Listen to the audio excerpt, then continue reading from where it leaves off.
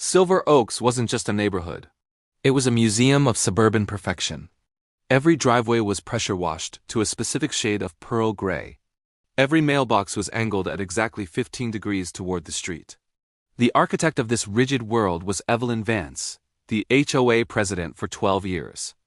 Evelyn didn't see neighbors. She saw variables that needed to be controlled. Entered David Miller, a retired high school physics teacher. David liked order, but he loved logic more. He spent his mornings sipping tea and watching the birds. Until the first yellow envelope arrived. The notice claimed David's curtains, visible from the street, were eggshell white, while the HOA bylaws mandated Arctic white. The difference was imperceptible to the human eye. But Evelyn had used a digital colorimeter. She slapped him with a $150 fine. When David tried to explain that the sun's reflection changed the hue, Evelyn simply tapped her clipboard. "The sensor doesn't lie, Mr. Miller. Deviance leads to decay. Pay within 10 days or the fine doubles." David paid. But as he signed the check, he wasn't angry. He was curious. David went to the local records office and requested the original charter of Silver Oaks, 1974. Most residents only read the 10-page quick guide. David read all 412 pages of the founding bylaws. Including the amendments added in the 90s, he discovered a structural flaw. Evelyn had been adding executive memos to change rules for years.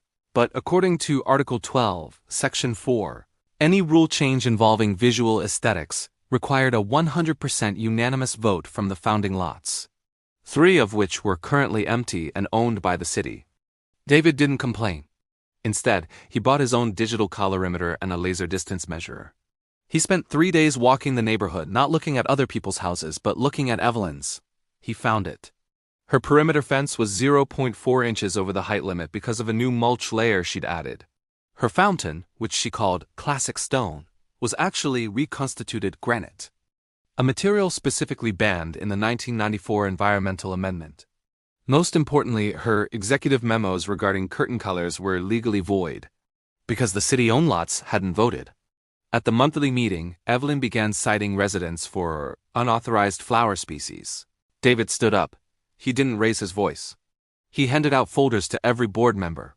"Mrs. Vance," David said calmly, "I've calculated your total outstanding violations based on the actual 1974 bylaws. Between the fence height, the fountain material, and 12 years of unauthorized administrative fees, you owe the association $22,450. The room went silent. Evelyn laughed. "That's ridiculous." David smiled. "The censor doesn't lie, Evelyn. And according to Section 19, a president with outstanding fines exceeding $500 is immediately disqualified from office." Evelyn resigned within 48 hours. The white curtains stayed. David was asked to take the presidency, but he declined. He preferred his tea and his birds. The neighborhood remained beautiful, but the fear was gone. People stopped measuring their neighbor's grass and started talking to them instead. David had proven that while rules are the bones of a community, they shouldn't be used to break its spirit. The moral: if you use the law as a hammer, make sure your own house isn't made of glass.